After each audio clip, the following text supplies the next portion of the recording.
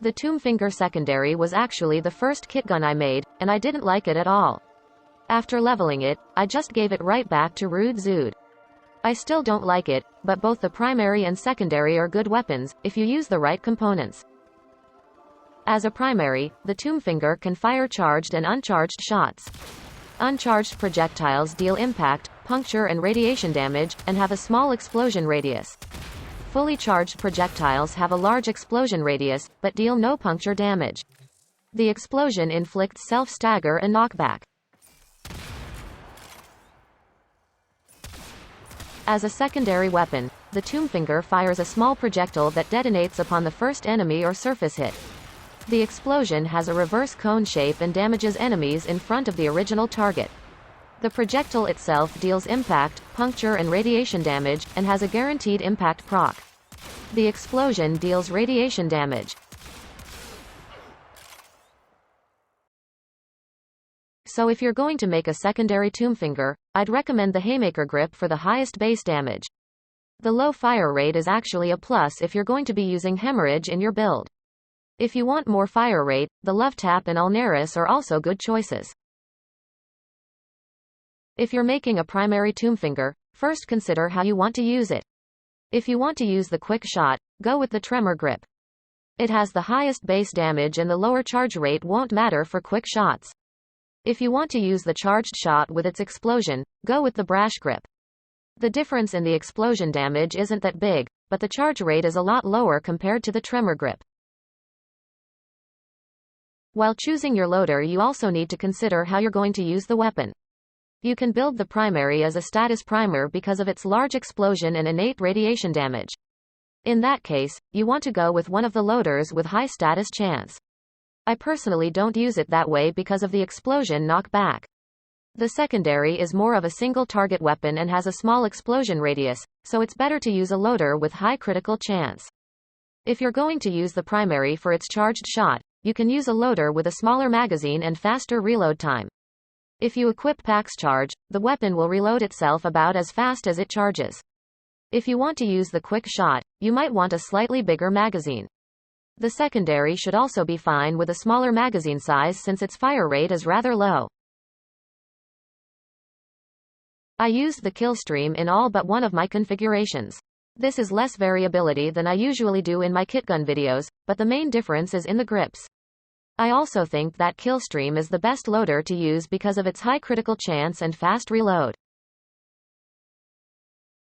If you want to make a mixed critical and status build, use one of the infested loaders from the Necralisk. I'd suggest the Acroyd since it has more critical and status chance, and a smaller magazine with a faster reload is better for the Tombfinger.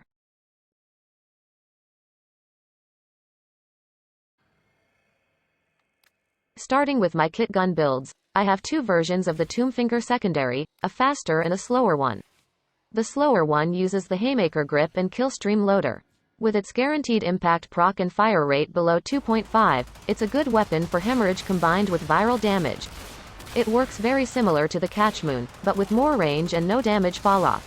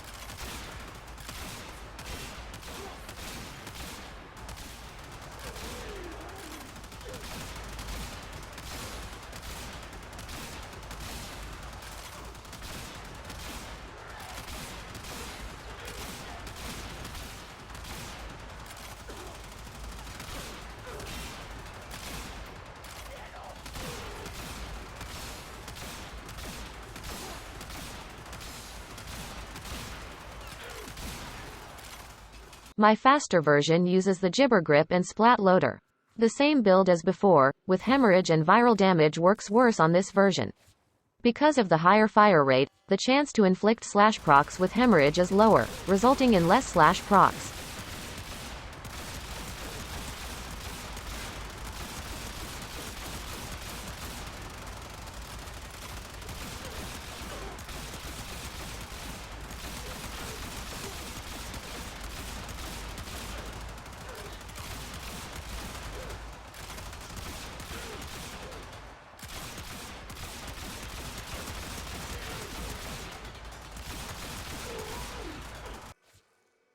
You can use a corrosive build with Magnum Force instead of Hemorrhage, but it still won't do well against heavily armored enemies. The damage is enough for lower level enemies and the higher fire rate makes it a bit nicer to use than the slower version.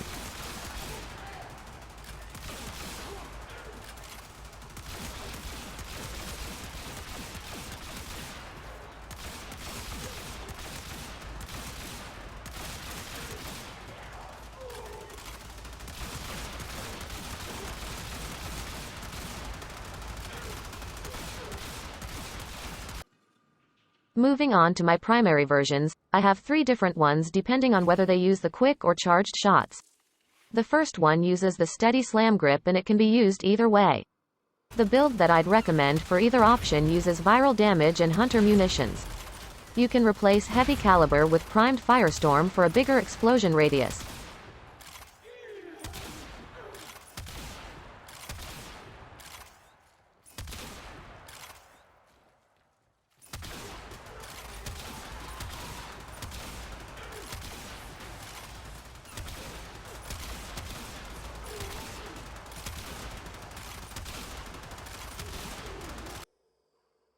I have a status build here just as an example. It would work better on a kit gun with more status chance.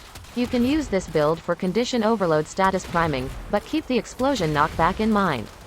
You can either use primed sure-footed on your frame or cautious shot in the Exiles slot of the kit gun.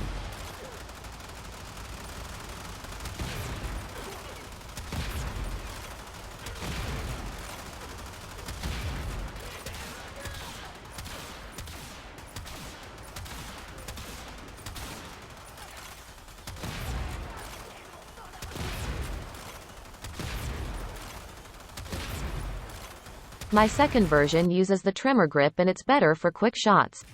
I have the same build as before, with viral and hunter munitions. You can also use internal bleeding since the projectile itself deals impact damage. Due to its long charge time, this version isn't good for the charged shot.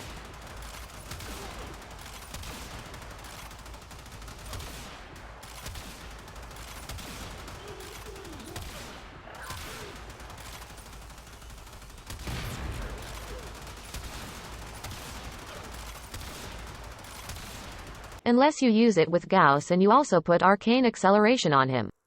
Gauss's fourth ability increases fire rate, and while his kinetic plating is active, he can't be knocked down. Other frames with abilities that increase fire rate, like Harrow and Wisp, can also use this build.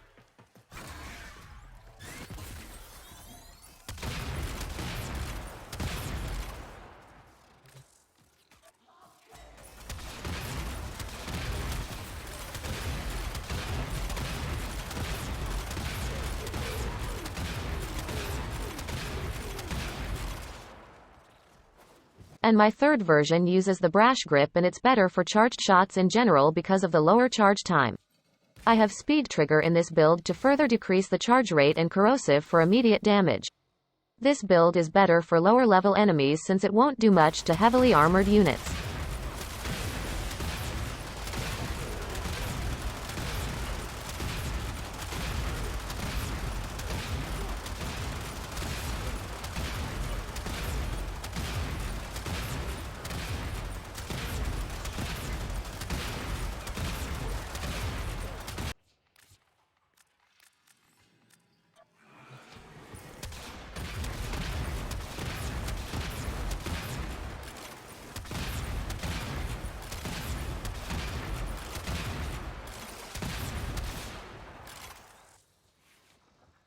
You can use the same viral and hunter munitions build as before and it also works well.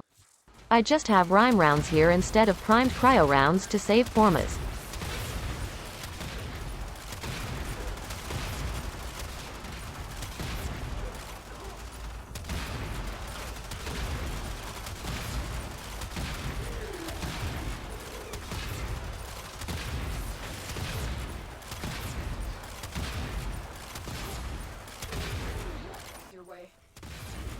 The Tombfinger is mostly used as an explosive weapon.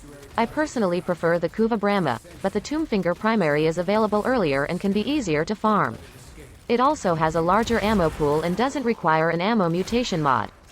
The secondary is also a solid weapon with high damage, but I prefer the Catchmoon if I'm using a weapon with a semi-trigger.